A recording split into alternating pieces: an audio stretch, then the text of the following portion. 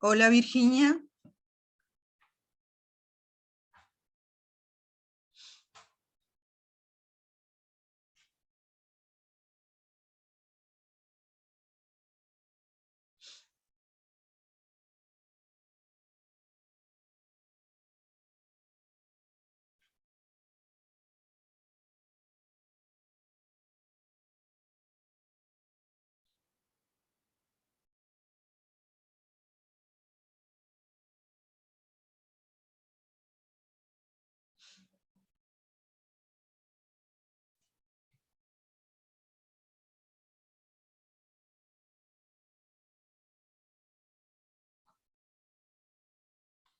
Hola Juan Carlos. Hola Juan Carlos.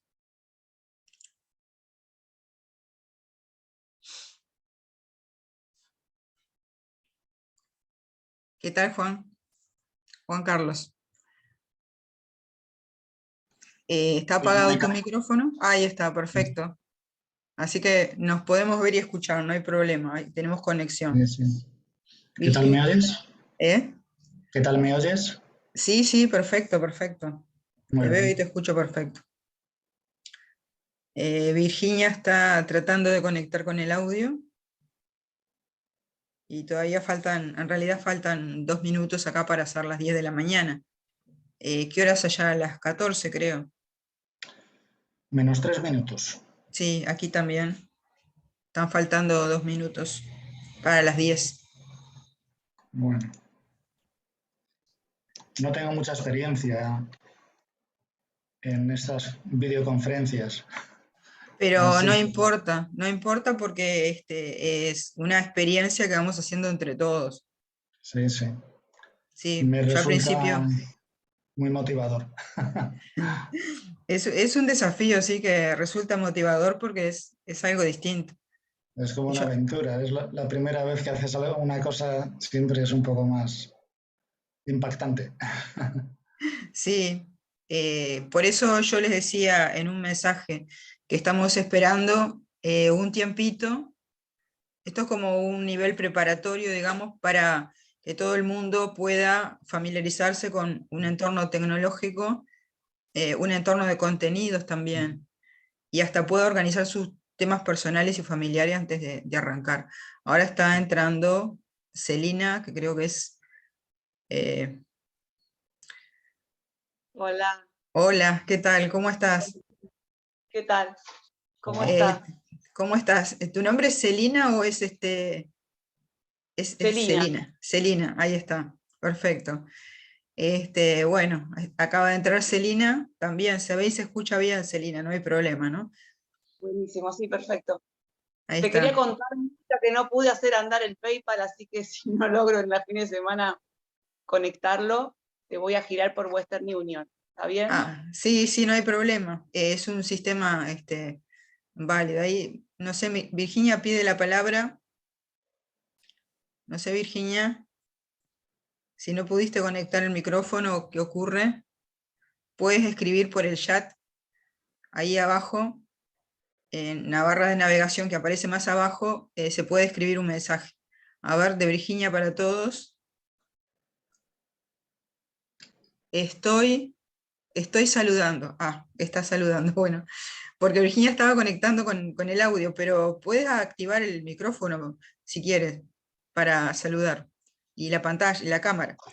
Pero claro, hay siempre una dificultad inicial. Por eso yo les daba un tiempo para que se familiarizaran con el entorno tecnológico, los contenidos e incluso las formas de pago, y que hay muchas personas que están organizando su vida familiar porque estamos empezando el año lectivo. Entonces también muchas mamás tienen que organizar cómo van a hacer con la escuela de sus niños, y por eso vamos a dar un tiempito.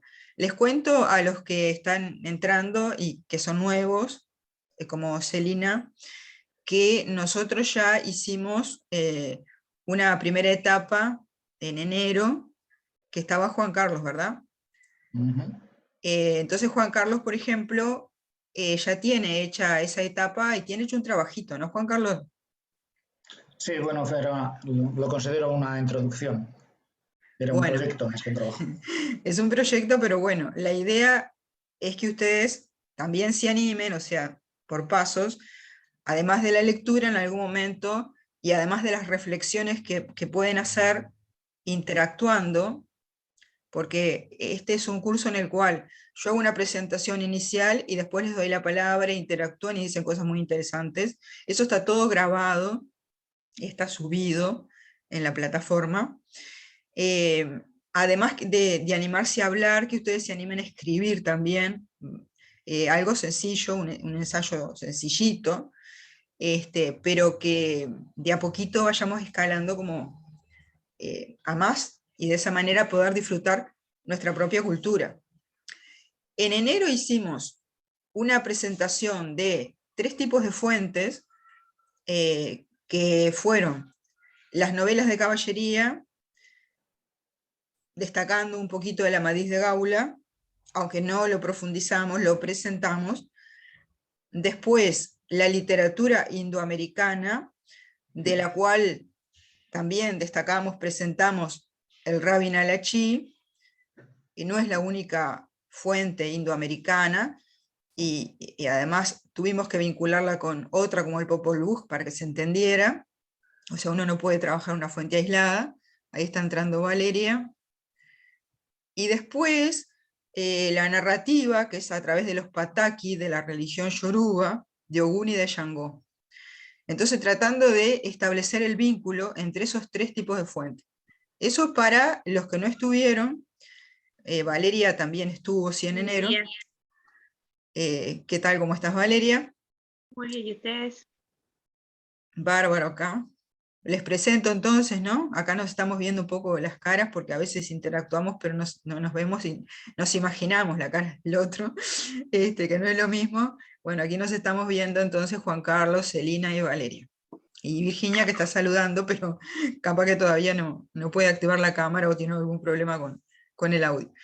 Eso siempre va a pasar. Pero es una manera de conocernos de forma más directa.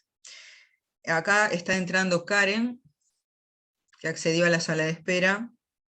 Bueno, acá está Valeria activando su cámara y la podemos ver. Tampoco es obligación que activen la cámara, porque uno puede estar, yo qué sé, desayunando, no sé, haciendo no sé qué cosa, con los chiquilines, en la falda, o quién sabe en qué, y no tiene por qué activar la cámara. Pero digo, en algún momento sí para poder conocernos. Está entrando ahí Karen. Bienvenida, Karen. Buenos días. ¿Desde dónde estás conectándote? ¿Se escucha, Karen? Bueno, Karen, capaz que todavía. Se puede usar el chat, ¿tá? Abajo ustedes ven una barra donde dice chat, bueno, y ahí pueden escribir si tienen dificultades para comunicarse de otra manera. Y entonces en febrero-marzo presentamos una siguiente instancia que es el Semina Verbi, porque la idea del curso es tratar de detectar qué elementos había de forma latente en esas 3 culturas que son nuestras culturas raíces, que después les permitan entrar en procesos de síntesis o de sincretismo. ¿Qué había en común como para luego hacer el engarce?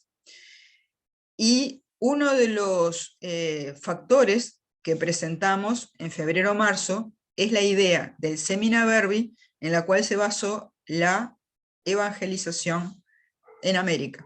Es decir, la idea de que todos somos criaturas de Dios, por lo tanto, tenemos en común esa chispa divina o esa semilla divina que el evangelizador, el buen evangelizador, digamos, lo que tendría que hacer es fecundarla, hacerla germinar y fructificarla. Y esa idea está basada en el concepto central que tienen las 3 culturas de la palabra como de origen divino. O sea, esto no es solamente una idea cristiana.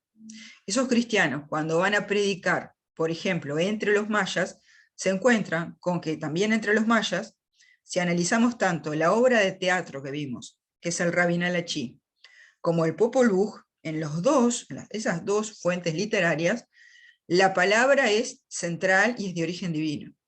No solamente se dice que es de origen divino, sino que se lo recalca, se lo reitera.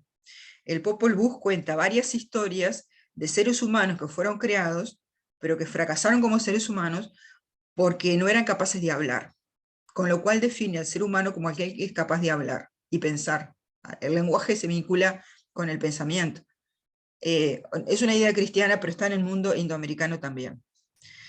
Ahora yo recientemente estaba mirando un material de que la leyenda que aparece en el Popol Vuh, de que los primeros hombres fueron destruidos porque no fueron capaces de hablar, pero además dice, fueron destruidos por sus propios artefactos técnicos, porque ellos dicen que de ahí derivan los monos, ¿no?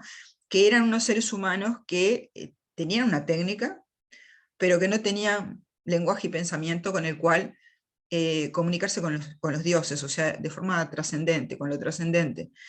Y estaba mirando que entre las culturas mochicas, tratando de leer en las cerámicas, aparece la misma rebelión de los artefactos que aparece en el Popol Vuh, o sea que la literatura maya realmente nos está ilustrando sobre el pensamiento indoamericano, porque no es una literatura aislada, tiene contacto con otras formas de literatura.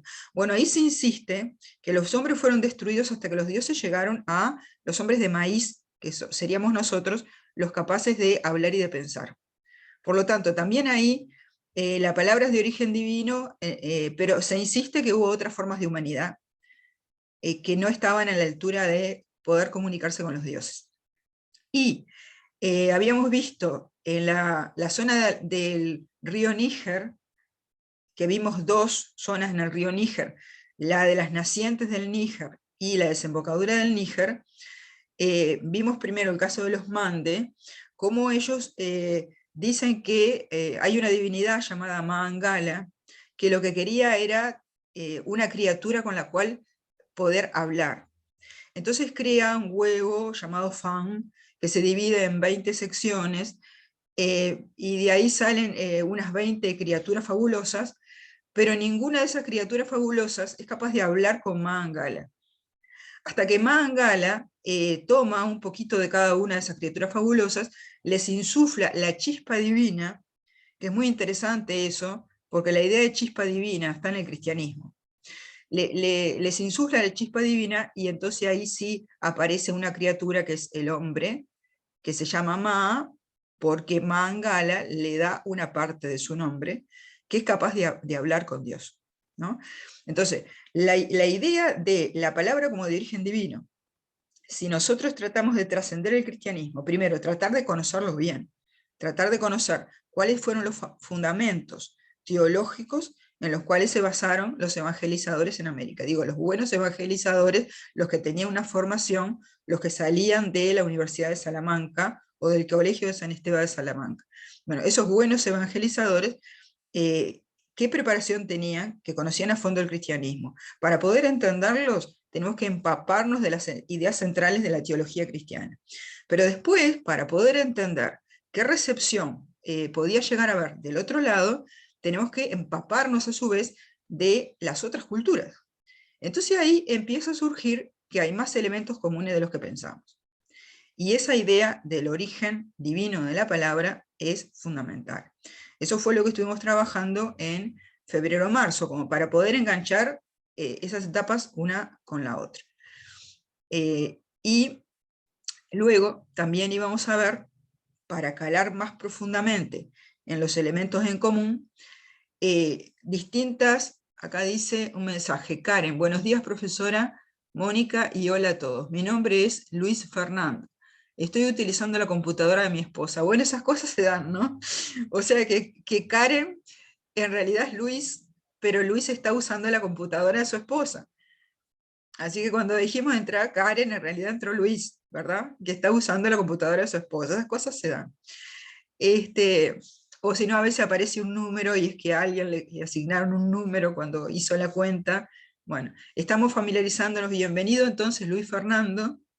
estamos familiarizándonos justamente con el entorno tecnológico, incluso con las formas de pago, con la organización familiar, antes de poder arrancar esto como curso preparatorio, y estamos familiarizándonos con contenidos que luego nos pueden servir para analizar fuentes, que ya las presentamos, estamos indicando ahora un concepto que puede ser fundamental para analizar esas fuentes.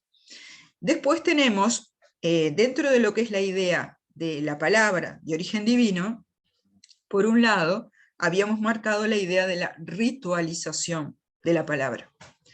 ¿Por qué?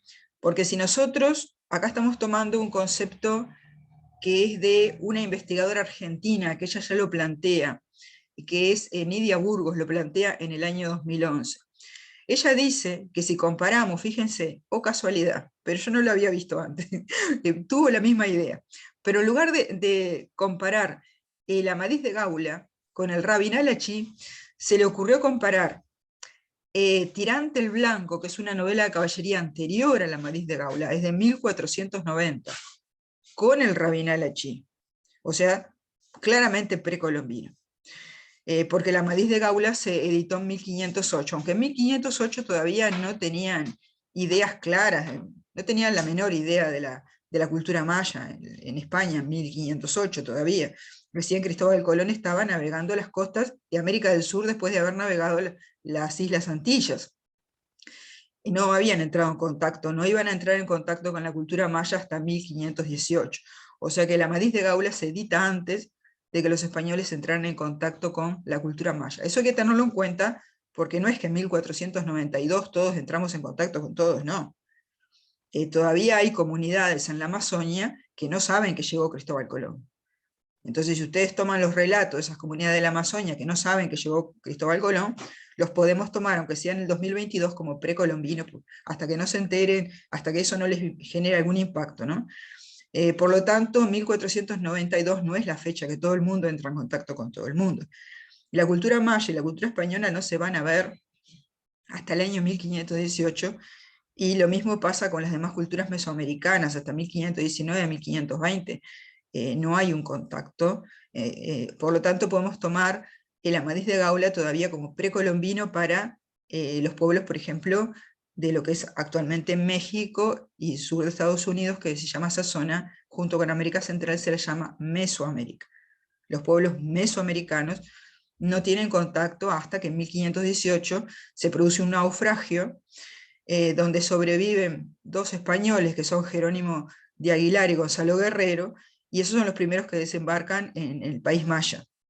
Jerónimo de Aguilar se queda en una situación de aislamiento, como esclavo de los mayas, que nunca logra trascender, y Gonzalo Guerrero aprende la lengua maya, se inserta entre los mayas, se transforma en guerrero maya, forma su familia, cuando llegan los españoles, resulta que es un guerrero maya, más.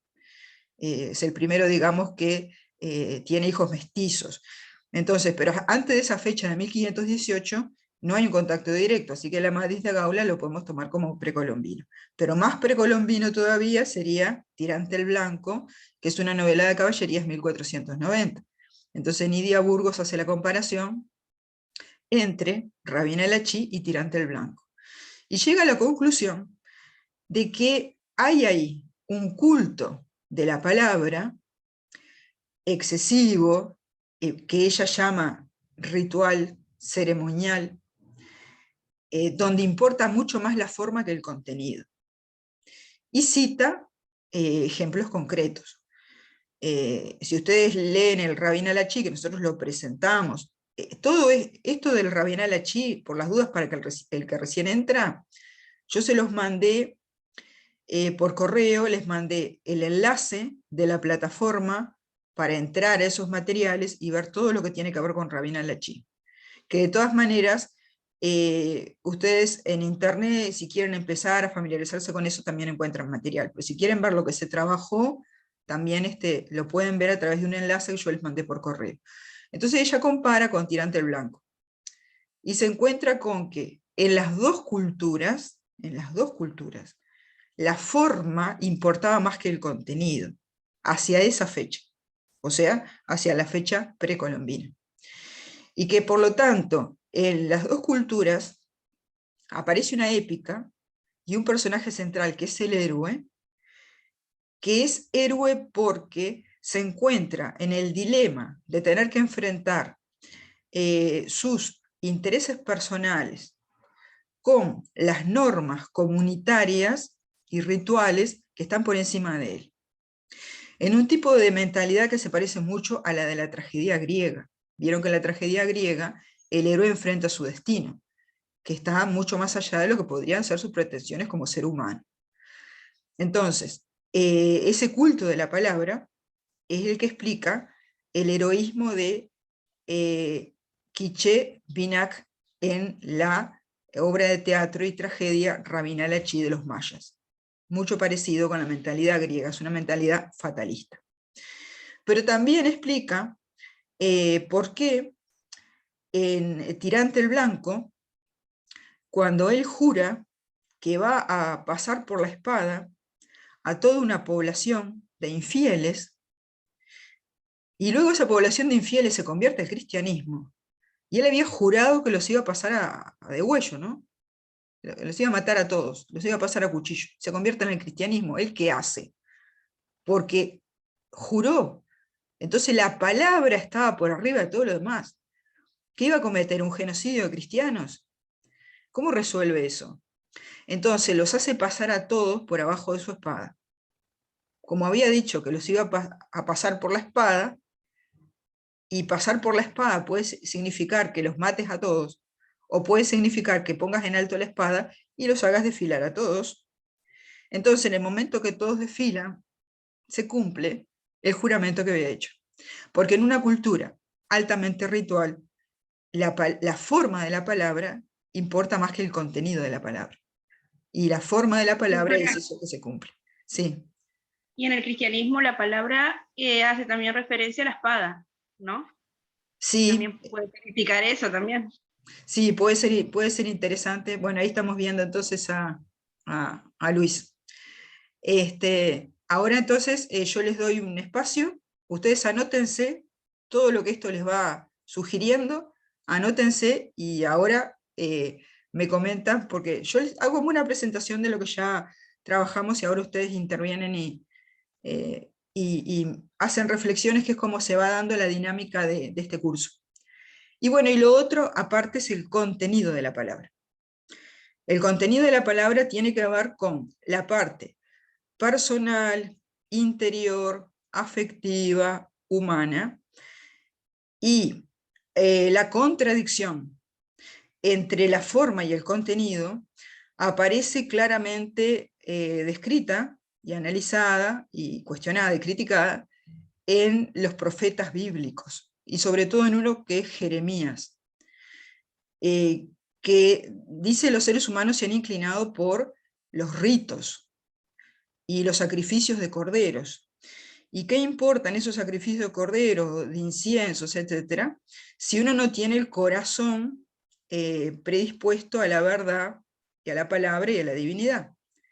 Entonces Jeremías dice, tiene que haber también en la parte interior, tiene que estar presente ese sacrificio, el sacrificio del corazón.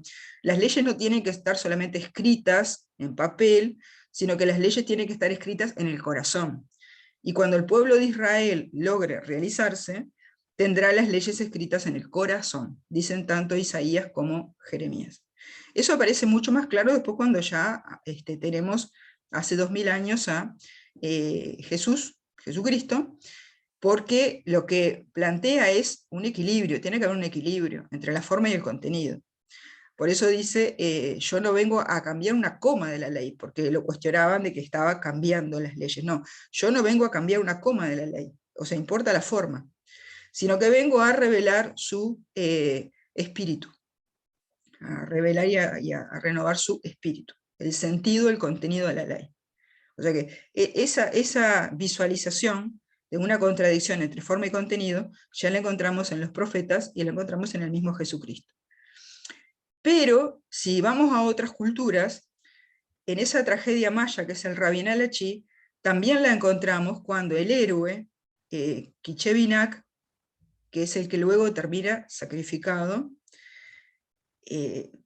además de hacer recurso ritual de la palabra, en determinado momento empieza a pensar, a extrañar con nostalgia sus valles, sus montañas, las bebidas de su tierra, sabe que va a morir. Entonces, sabiendo que va a morir, empieza a recordar todo lo que pertenece a su mundo y empieza a conmoverse por todo lo que pertenece a su mundo. De la misma manera, también en Tirante el Blanco, encontramos el amor por Carmesina. Es decir, todo lo que en las novelas de caballería es el amor por la dama, el amor auténtico por la dama, que es uno de los temas centrales del mundo de caballerías, ese amor romántico y verdadero es la parte de contenido de la palabra en la novela de caballería. Así que este planteo inicial me parece importante para luego leer esas fuentes y poder disfrutarlas y poder encontrar esos puntos en común. Y ahora entonces les cedo la palabra por orden de quienes quieran intervenir primero o intervenir después. Simplemente me lo hacen saber qué reflexiones les despierta esto.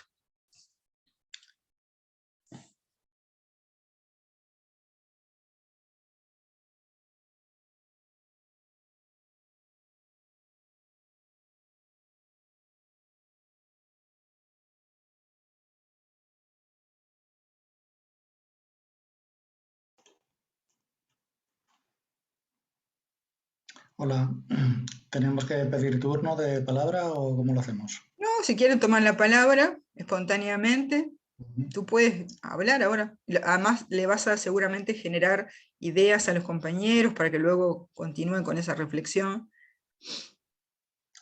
Bueno, Apago el pues... micrófono, sí. Ok. No, solamente quería comentar, según estabas hablando, me ha sugerido un término que se utiliza en otros idiomas para resaltar la importancia de la palabra o la trascendencia del término. Por ejemplo, en inglés la palabra spell significa deletrear, pero también significa conjuro. De alguna manera une ambos términos o ambos significados, ¿no? El poder de la palabra como algo trascendente, con contenido, y el poder de la palabra como algo puramente formal, como es el deletreo. No, son tonterías que se me ocurren. No, me parece genial esa observación, porque la idea de que la palabra tiene un poder especial es lo que lleva a su ritualización y a la creencia de que tiene un poder mágico. Por eso se la vincula con la magia. Así que me parece genial y que la palabra se pueda ver como deletreo, que la palabra se pueda ver como conjuro, que la misma lengua tenga esos sentidos, hasta habría que investigarlo, porque detrás de eso hay todo un mundo, una forma de pensar. Creo que Valeria había hecho una observación parecida la sesión anterior, de que si, por Sí, ejemplo, profe. a ver, no sé, Valeria. No, sí, usted nomás, sí, No, yo no, no, había querido algo. decilo tú que fuiste la de la idea, sí. No, en la clase pasada estábamos hablando del poder que tiene la palabra, tanto de crear como de destruir, hasta hoy en día, ya que una palabra positiva puede alentar, puede edificar una persona. Sin embargo, cuando nosotros hablamos algo negativo hacia alguien o hacia una cosa en específica, podemos generar algo también malo. Por eso, desde sus orígenes, el hombre, ya sea el Dios que le dio esa autoridad por medio de la palabra, en cualquiera de las culturas, el hombre también, como usted dijo, tomó parte de esa autoridad por medio de la palabra para crear y para destruir. La palabra sigue teniendo en estos tiempos ese poder, esa autoridad que en un principio tenía a través de los dioses, porque en un principio eran los dioses los que tenían la autoridad en la palabra, porque voy al cristianismo, que es el más conocido. Dios creó el mundo por medio de la palabra. Él, por su palabra, tenía poder. Entonces, a través de las generaciones, se podría decir que Él nos dio es parte, como usted decía, que nos dan parte de esa autoridad para seguir creando o destruyendo. La palabra sigue teniendo ese poder. Ahí está. Tú decías también que a través de la palabra podemos hacer que una persona se sienta bien y se sienta realizada y estimularla, y a través de la palabra podemos hacer que alguien se sienta muy mal y sigue siendo la misma persona, pero la palabra tuvo ese efecto en la persona. Y justamente en la idea de que somos criaturas de Dios, es que aparece el concepto de semina verbi, es decir, Dios al crear a todos los hombres, toda la humanidad, también lo hizo poniendo en ellos las semillas del verbo que es el mismo Dios. Que eso en el Evangelio de San Juan se dice, al principio era el verbo, ¿no? En el principio era el verbo, y el verbo era con Dios, y el verbo era Dios. El verbo se puede entender como lenguaje, pensamiento, o incluso logos, razón, todo eso junto. Ese entonces, ¿qué es? El verbo, la palabra y el logos, que es la esencia de Dios, o lo que está con Dios, tal como lo define San Juan, es el que crea al ser humano. Al crearlo entonces pone parte de sí, porque lo crea a su imagen y semejanza, lo crea de arcilla, de barro, pero lo crea a su imagen y semejanza. Al crearlo a su imagen y semejanza, le está poniendo parte de sí mismo. Que en el mito de los Mande, de Malí, la cultura africana que trabajamos, es Mangala que pone una chispa de sí mismo para que esa criatura pueda hablar. Entonces, eso nos convierte en co-creadores. O sea, somos capaces de crear también, y crear a través de la palabra, o destruir a través de la palabra.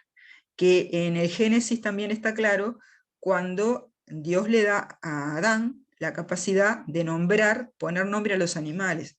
Así como Dios dice, bueno, hágase la luz, se hace la luz, etc., el hombre también va nombrando a los animales.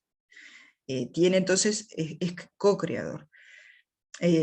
Y bueno, eso tú lo resaltabas también, y creo que son ideas como que ustedes van haciendo distintos aportes que me parece que son fundamentales como para enriquecer el significado de todo lo que vamos hablando. Y justamente a través de esa idea de semina verbi, es decir, que en todos los seres humanos están las semillas del verbo, es que se realiza la evangelización, porque no es que yo vengo a imponerle algo a los indios, sino que indios, africanos, asiáticos, etc., pueblos del Mediterráneo. No es que vengo a imponer, sino que de alguna manera ya lo saben porque son criaturas de Dios. Lo que yo vengo a hacer es como a regar, a fertilizar, a hacer que germine y que fructifique lo que ya está. Y eso es muy interesante, porque entonces, a partir de esa idea, hay un interés genuino en contactar con la otra cultura, en ser curioso de investigar qué es lo que tiene en común o que puede llegar a germinar la otra cultura.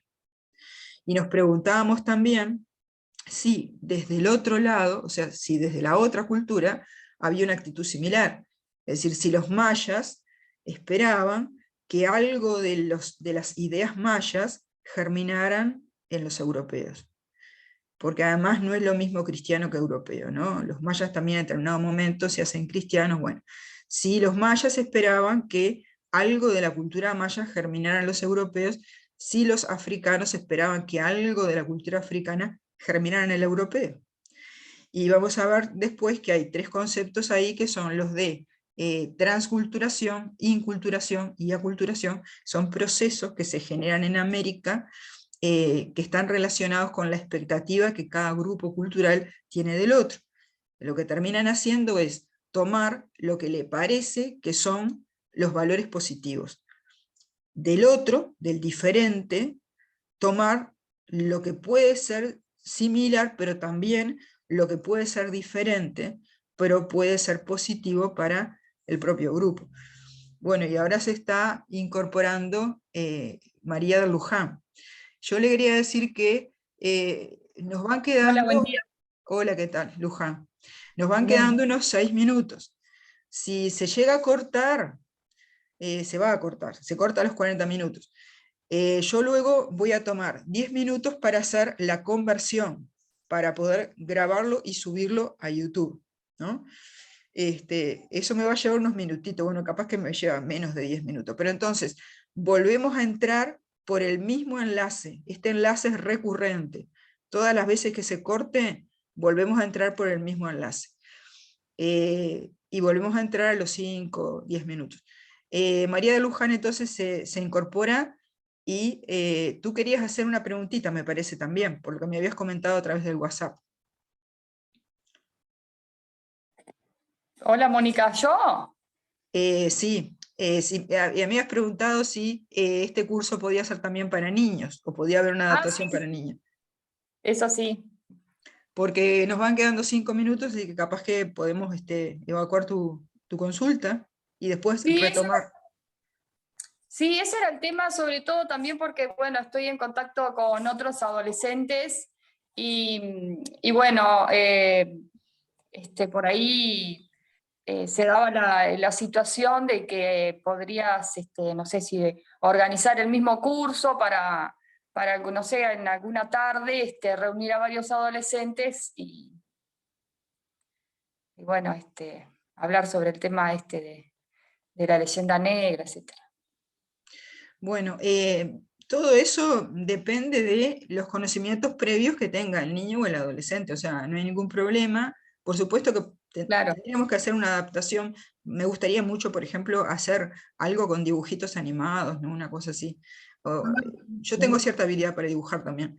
Algo con dibujos, ¿no? Algo más ilustrativo. Pero todo eso depende de los conocimientos previos que tenga el niño, que tenga el adolescente. Si los tiene, está en perfectas condiciones de entender.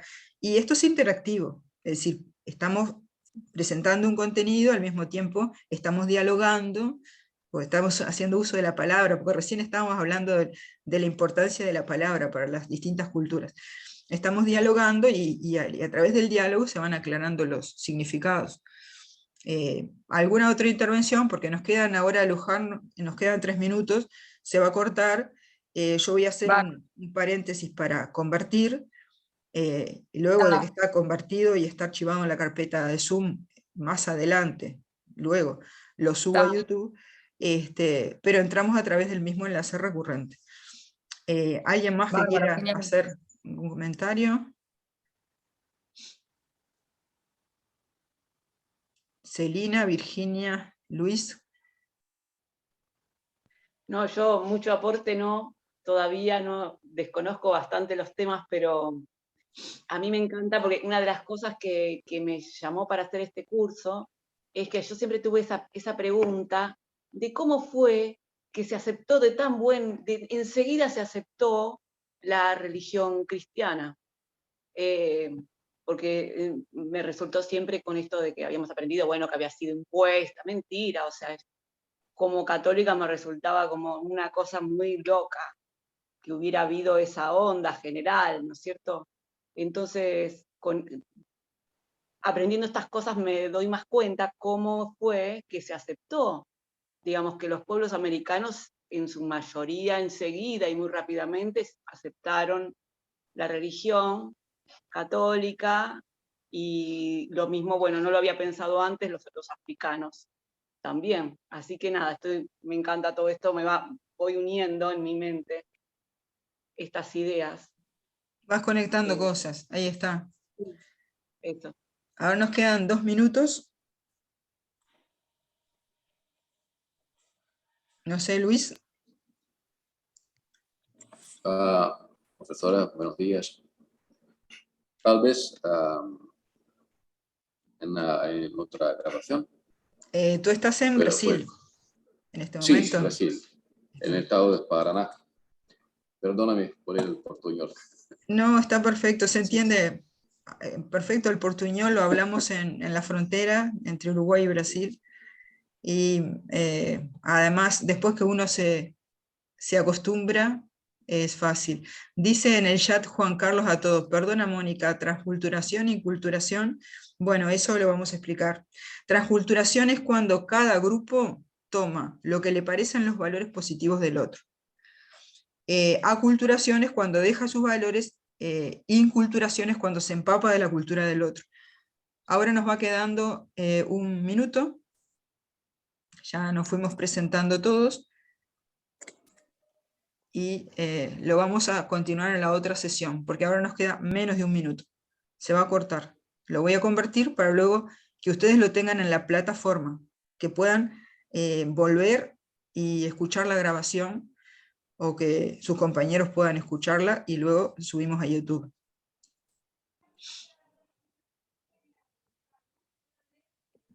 Vayan pensando en todo esto.